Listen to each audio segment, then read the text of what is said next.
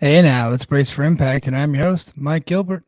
And you know what? This is the last time I'm going to say this because this is now a solo show, so I no longer have to announce that I'm going solo on that ass, but it's still the same. We're talking Impact Wrestling. We're actually talking about New Japan Pro Wrestling and Impact Wrestling, their Multiverse United 2 event, which I literally just finished. I actually watched the Alex Shelley and Tanahashi match live, and while I am very disappointed because I was, the main driver behind the put the belt on Tanahashi campaign, I am saddened that Tanahashi did not win. However, I really did enjoy the match. I thought they just put on a heck of a match. And Alex Shelley's great, and Tanahashi's great, and I know he's limping around a little bit, but I thought that was a good match.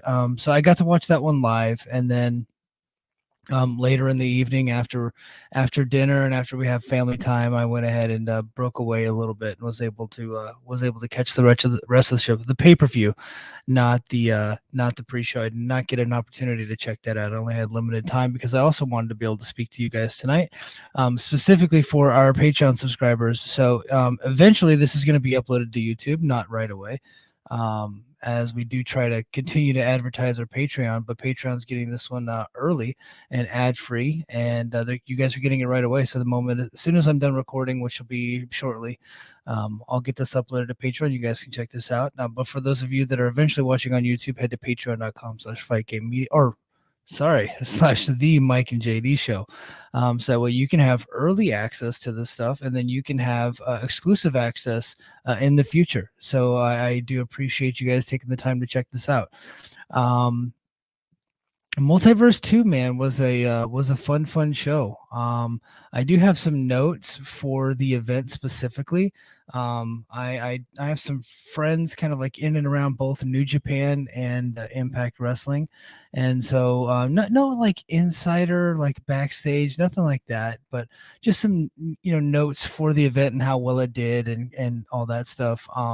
So they did use the Impact set, but it was actually a slightly upgraded. They had more screens. I don't know if you guys noticed that. They actually had, the separated, kind of looks like shark teeth type screen.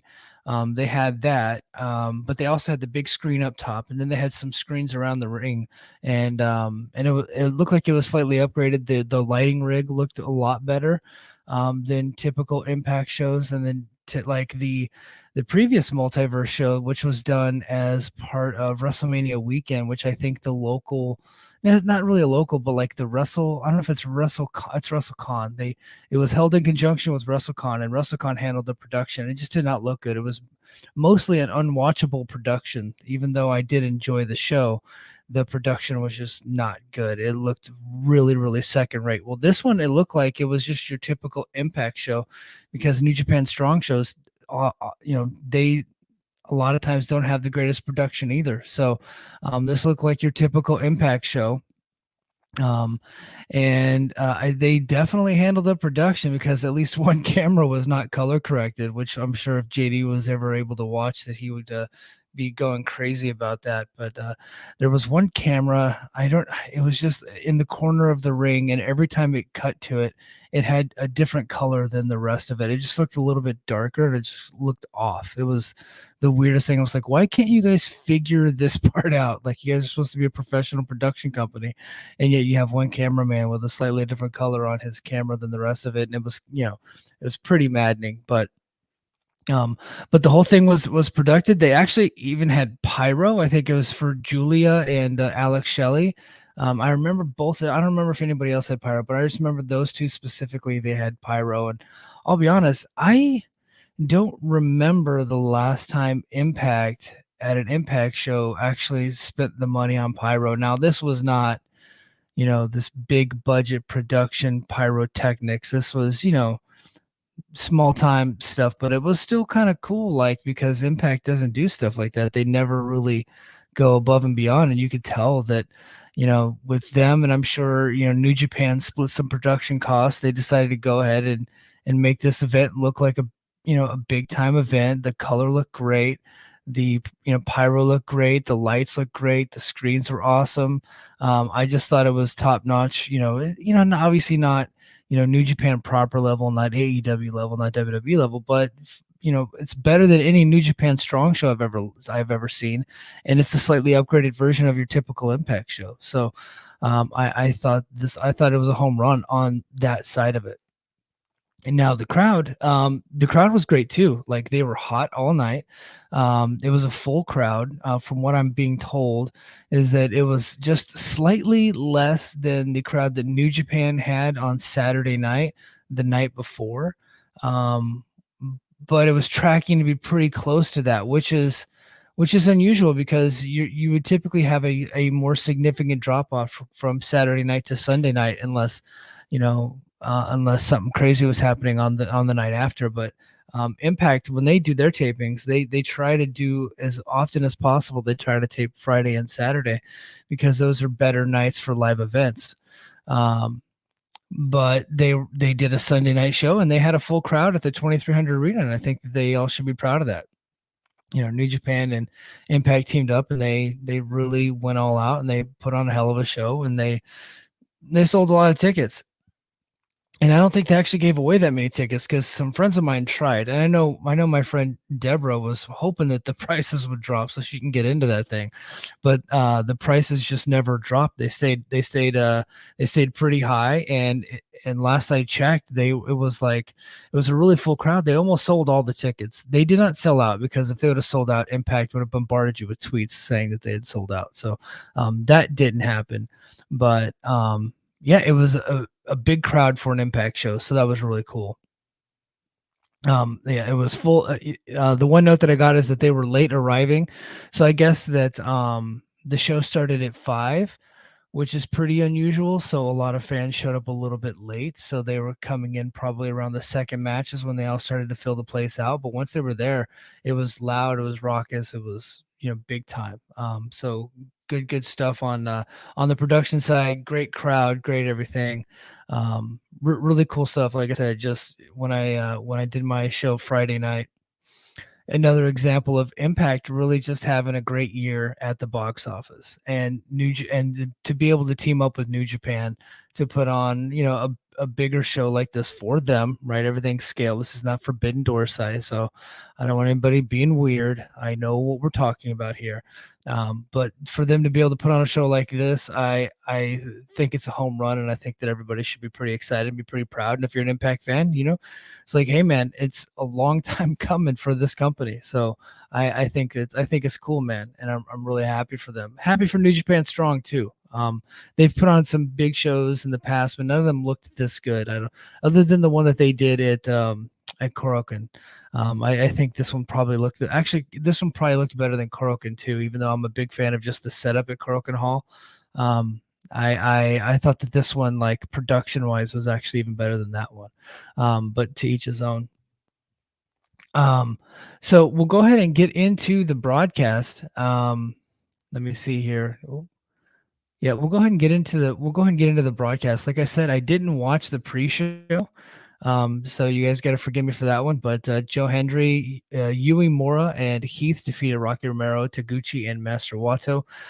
There are some rumors going around that Uemura has in fact left New Japan and is a full-time Impact guy. New Japan even referred to him on Twitter as a former New Japan talent.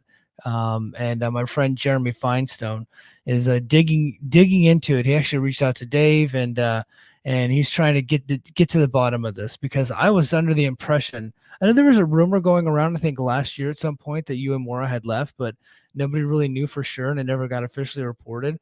I just kind of assumed that maybe he was doing something, but maybe working an angle. I don't know, but I thought he was still kind of on excursion here at Impact, but it looks like he's just an Impact guy now. Like I said, I haven't been able to confirm that, but that's what it looks like. And it's certainly sounding that way in public. So we shall see. But yep, Hendry, Uemura, and Heath got the victory there. A guy I know that was there was pretty shocked to see Heath at a New Japan show. That's pretty funny. Impact Digital Media Champion Kenny King defeated Yoshinobu Kanemaru to retain. Let's see who did the recap. Who wrote this one? Hold on, I want to make sure to give them credit. It's my buddy Josiah. Josiah, Patreon subscriber. Thank you, Josiah. I'm back to reading your stuff again because I'm back covering Impact. So I'm a Josiah McDonald guy. So thank you, Josiah. But he said that this was a pretty good match. Now we go to the 7-way scramble. We had Chris Sabin defeating Mao, Kevin Knight, Rich Swann, Bushi, Frankie Kazarian, and El Desperado. This was, so I had a couple of notes for this one. Here's my notes. 7-way scramble. Sabin won. Fun action, but lots of jacking off. Like they kind of treated the match as a bit of a joke for a good segment of it, but then the action got fun and got fast paced as you would expect in a match like this. Lots of cool moves, big time moves. They obviously did a Tower of Doom spot and lots of dives and all that stuff. So it's pretty exciting. Not exactly for me, but it was fun nonetheless. And I don't know why I'm surprised, but Impact, if you're keeping score, Impact is 3 for 3 now on this show. So they won the 2 pre-show matches, and then Chris Sabin here got the victory in this match, and I believe he pinned Yo, which that threw me off guard. I assumed that maybe like I think I would have went with Kevin Knight on this one, but maybe it's because I'm recency bias. I saw his match with Moose this week, and I'm just like, man, both Impact and New Japan really need to start getting behind this guy. He's fantastic. But Sabin also has the big match coming up against Leo Rush, so getting him a victory here makes sense. So good stuff. And then we go to Moose and Eddie Edwards defeating Zack Sabre Jr. and Shane Haste. As soon as I saw that Haste was in the match, I was like, that's who's getting pinned. So I like Moose and Eddie as a tag team, and I thought they were fantastic here, and I thought this was a great match. Probably like 3.5 stars, like nothing like spectacular. Like it's not one of those matches you need to go out of your way to go see. But if you want just a damn good wrestling match, you have one right here. I thought this was really good. I think Impact has something with Moose and Eddie. They got great chemistry. They're really good friends. They both can go, former world champions. Obviously Eddie has the history with the tag team stuff. So I think they should run with it, man. So as soon as they're done, goofing off with Moose and Myers, they need to go back to Moose and Eddie. And then, Zack Sabre Jr. and Moose had really great exchanges. And I think Zack and Eddie had some good exchanges, but just overall, a really, really good match. I thoroughly enjoyed this one. Good stuff. And so far, a really good show. But if you're keeping score, that's 4-0 Impact. More on that later. And then we go to the New Japan Strong Women's Championship. I'll be honest, I think this one should have been the co-main. This was big to me. This was the first time that Giulia was wrestling in the States, I believe. I think this might have been her first. I think they said that. So, you guys can correct me in the chat if I'm wrong. So please leave a comment, either in Patreon or if you're watching on YouTube, please like the video. Please subscribe to our channel, and then please leave a comment and tell me where I'm wrong. That'd be great. I'd really appreciate it.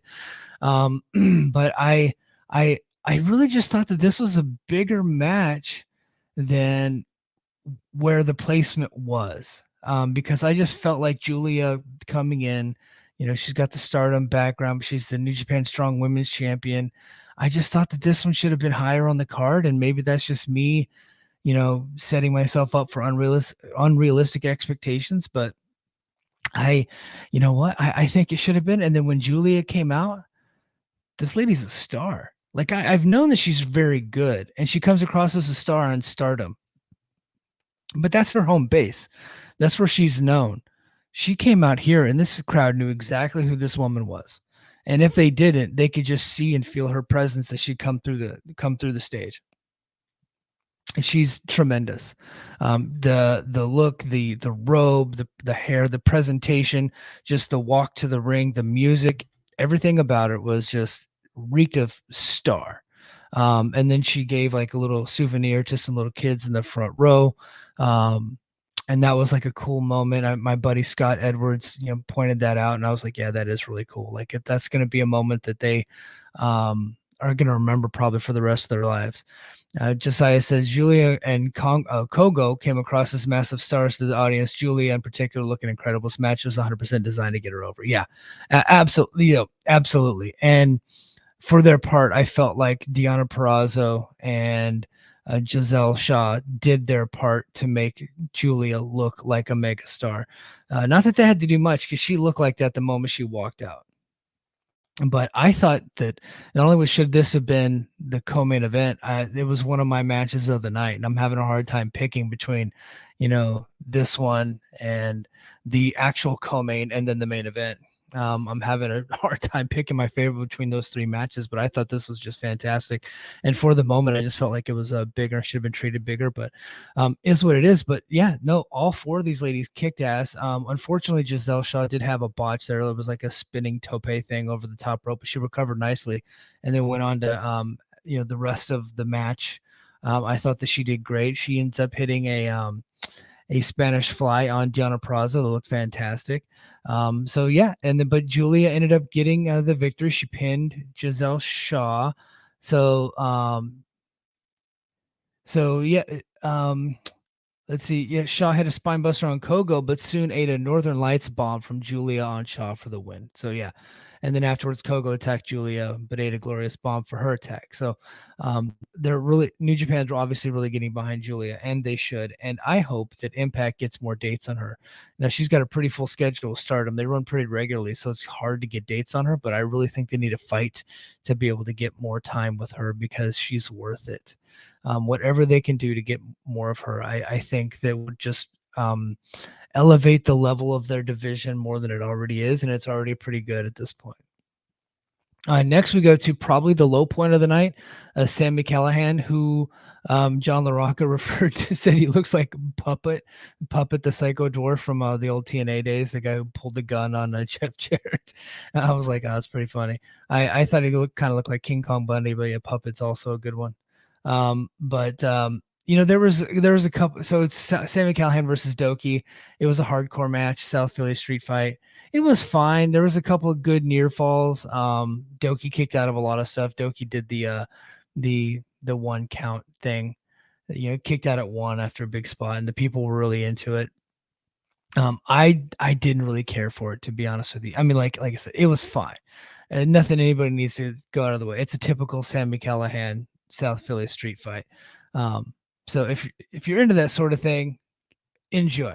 So there you go. Callihan set up 4 chairs and then went for a cactus driver on the chairs. Doki fought out, and then Callihan grabbed Doki or hit him low.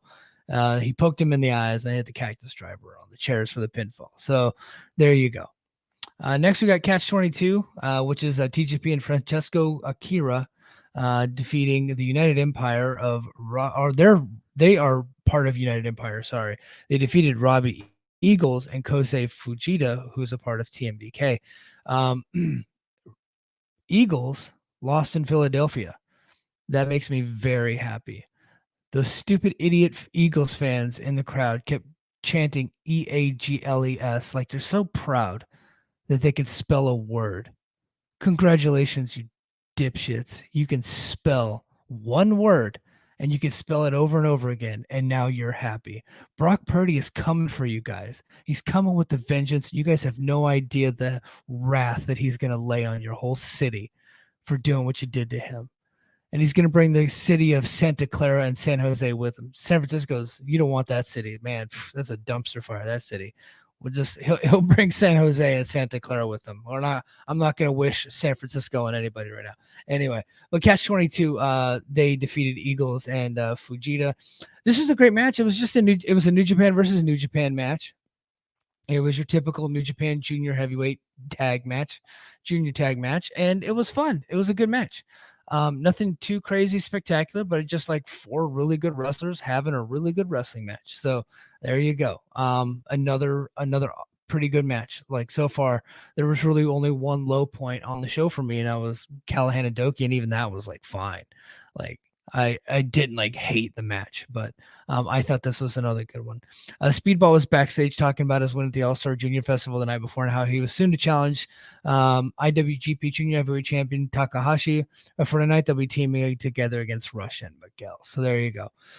Next, we go to the Bullet Club. Ace Austin, Chris Bay, Kenta, Clark Connors, Alex Coughlin, and David Finlay. They defeated The World, which is the DKC, PCO, Josh Alexander, Tama Tonga, Tongaloa, and El Phantasmo. As soon as I saw the DKC, I knew that brother was looking up at the lights. Like, I pretty much, with these joint shows, you can almost always tell who's going to be eating a pin. I think there was really only like one or two, like, oh wow, I didn't see that coming. Like DKC, that dude just looks like he is just, he's like, if it were sort of WCW Saturday night, he'd be standing in the ring while, Paul Orndorff was coming down for his match. Like, or Vader or Cactus Jack or something. He's just, waiting down there to look up at the lights. And I'm sure he's a good wrestler, but that's just what I thought. I was like, yeah, this guy doesn't look like the others. He's about to get beat. And I've heard of him. I'm sure he's fine, but yeah. And then at the end of the match, he did like the weakest splash I've ever seen. Poor guy. But Josh Alexander and PCO, were probably the two most over guys in the match.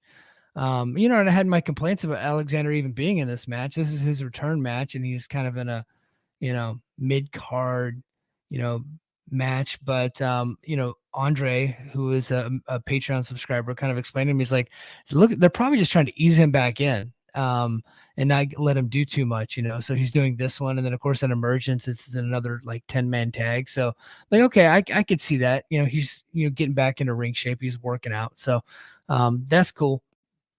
But him and PCO were, I think they got the most cheers and the most chance in this whole match. And that tells you that Impact has kind of got something with both these guys. And I've been trying to tell people for a long time, Alexander's over, man. And PCO's over too. And they, maybe they don't, drive a ton of revenue like a lot of other people, but they're still really fucking good.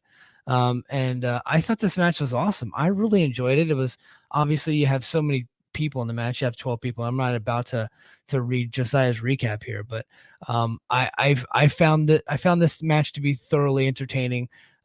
David Finlay got the pin over DKC. There's some high flying spots, all your typical spots. I think ELP hit the purple nurple on Kenta.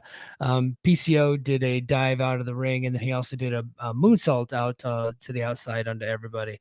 I think Tama Tonga and Tongaloa, if they're not free agents right now, they might be coming up soon. Impact might want to take a look at those guys, because I think they have done just about all that they could do in New Japan, and I just don't see them fitting in there anymore.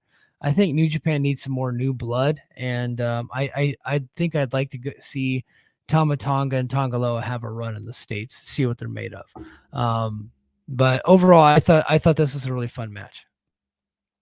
Trey Miguel and Leo Rush defeated Mike Bailey and Hiromu Takahashi. Now, this one was the surprise of the night for me. I honestly thought that Takahashi would be pinning Trey Miguel here, but Leo Rush, the Impact X Division champion, defeated Takahashi with the dreaded dick punch. Dick punch / roll-up combo. I don't think anybody's ever going to kick out of a dick punch roll-up combo. So one of the best finishing combinations in the game, as long as the referee's not looking. So he defeated Takahashi. This match was awesome.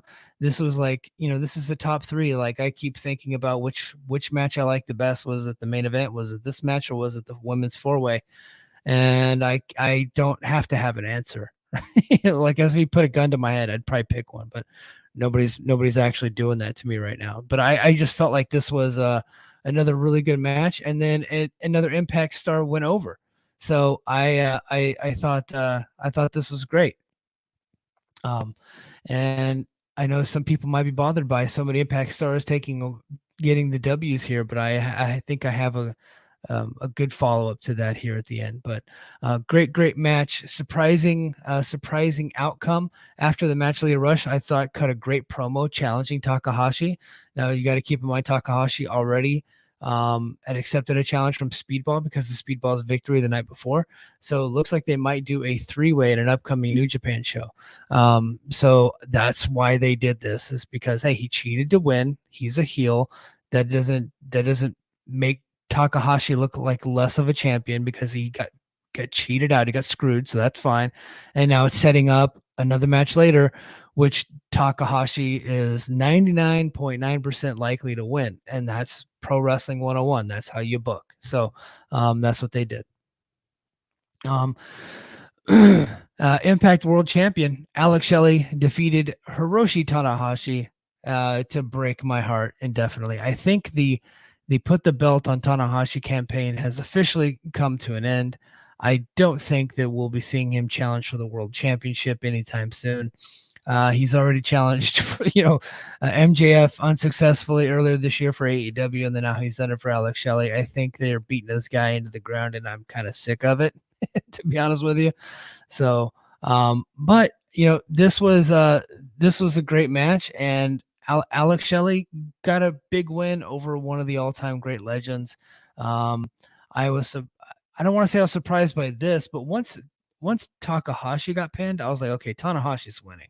So they built me up thinking that Tanahashi was winning, because now it was like 5-0 at this point for Impact versus not 5-0, but 5 victories for Impact. So they're like leaning heavy Impact on this show. And main event, Shelley beat him clean in a really, really good match. Josiah says, he wrote this and it looked like he wanted to, this is important to him to say, so I'm going to read it verbatim. So from Josiah said, I do not say this lightly, but this was the biggest win of Alex Shelley's career. I agree with that. Beating who may be the greatest wrestler of all time. Hiroshi Tanahashi was a key person in the career of Shelley when he was in Japan, and now we got to beat one of his mentors in the main event of a joint pay-per-view between Impact and New Japan. Match was excellent. I also agree with that. And Tanahashi had the fans believing he could win, which he always does. If you enjoy a Japanese-style main event match like a G1 main event, you love this match. It would have fit with almost any of the matches of the G1. I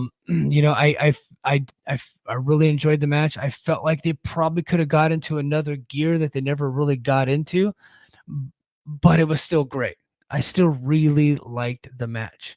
A lot of W's for Impact on this show, and I think people were surprised by that. I personally was surprised by that, but I don't think it's a bad thing. Whenever they did the Multiverse show earlier in this year, it was probably more heavy New Japan getting the victories there. They did Impact the solid here tonight. I think Sonata is going to be on Emergence, and he's going to get the victory over Jake something. I think that's almost a given.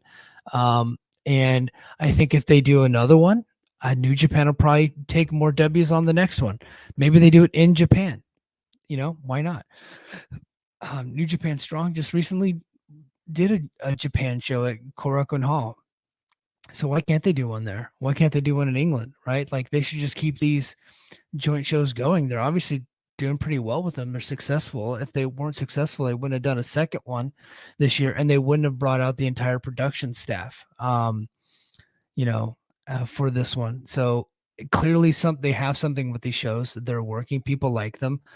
I see an entire different audience recapping these shows and having group chats with these shows. There were New Japan fans at the show. There were Impact fans at the show, clearly getting eyes on both companies at the same time. I think it drives business for both companies, and I think it's cool. And I get that New Japan is the bigger company, so naturally people were like, well, why is the bigger company taking the more losses? And my answer to them is, don't you want to help people up? Like when you're a partner, right? And you respect your partner, don't you want to bring them up, as opposed to holding them down, right? And I'll be honest, I see that with the shows that AEW does, the joint shows. They kind of, they're not picking the other company up to their level. Like it was kind of when they did the Impact stuff, it leaned more heavily AEW, and that's fine. But New Japan has a different mentality. They want to bring Impact up, and Impact wants to bring them up. They're bringing each other up. It's a very respectful, and selfless relationship by two companies. They just kind of want to put on good shows and bring each other up, and I think that's cool. And I think that's what we're seeing here. New Japan has a healthy respect for their partner in Impact Wrestling. Impact has been a great partner for them, and New Japan has been a great partner for Impact. This is a true partnership and a true friendship where both sides are really getting something out of this, and I think it's a great thing. I don't think that you have to argue like who's getting more out of what. No, like New Japan has an American TV deal. I know it doesn't get high viewership, but they're still on American TV. Impact helps promote a lot of their U.S. shows. They obviously handled the production for this show tonight. It's a true partnership, and I think that's awesome, and I'd like to see it continue. Overall, the show I thought was a great thumbs up. If people were like, "Well, what was better, Forbidden Door?" This one, Forbidden Door blows everything away. Forbidden Door is one of the best pay-per-views of the year, and you got all the top stars from both companies in that one. This is a New Japan strong show with Impact. It's an Impact and New Japan strong show. It's a 2,300 arena and probably in front of 1,200 people, right? Versus the other one, which is every top star in both companies, in these huge matches, epic, like dream matches with the crowd absolutely going bonkers the entire time in Toronto in front of like 15,000. So, it's like, it's a different, I don't think it's an apples to apples comparison. It's similar, but it's not apples to apples. So, I don't even want to compare the two. I enjoyed both of them, obviously for different reasons. But this is a smaller show. And so standards are a little bit different for smaller shows. And I really just enjoyed, like, it was a fun show to watch. I really, really liked it. And I really liked the fact that the production was great because honestly, if the production sucked, I was probably not going to watch the third one. Like literally, I wasn't going to give another one a chance, but I knew the previous one was a WrestleCon production. So I was hoping that we would get, full blown production on this one. And that's exactly what we got. And I'm a happy man. I really enjoyed the show. And if I were you, and if you're listening to this and you haven't checked it out, I would go out of my way to check it out. I really, really liked it. And if you like this show and if you're watching on YouTube, please subscribe to this channel. It's a brand new channel. We've had it for barely less than a week. It's at the Mike and JD show. So please subscribe. Please hit the like button on this video and then throw me a comment. Tell me if you like my video. Tell me if my video sucks. Tell me what you thought of Multiverse United 2. What would you like to see for a third one? Am I wrong about Tanahashi? Let me know. And then if you're watching this on YouTube, please consider checking us out on Patreon. Go to patreon.com/the Mike and JD show. You would have already listened to this by now. It would have been in your Patreon app, or you can connect the Patreon app to your Spotify, or you can get it in Downcast. Just put the RSS feed in there. And if you need help with that, you can reach out to me on Twitter at Mike Gilbert 311. If you're a new Patreon subscriber, let me know. I'll give you the big shout out. For the existing subscribers, I really do thank you and appreciate you. And that's why I'm up late tonight, knocking out this content. Well, I'll be honest, guys, I love it. And I really missed covering Impact. I did. I don't know what it is about this stupid company, but I like covering their shows. It's fun for me. I kind of feel like I'm a part of something. So I really appreciate you guys subscribing and making it viable for me to be able to do this. So I really do appreciate you, and I'm going to continue to do it as long as you guys want me to. So thank you very much, and until next time, mahalo.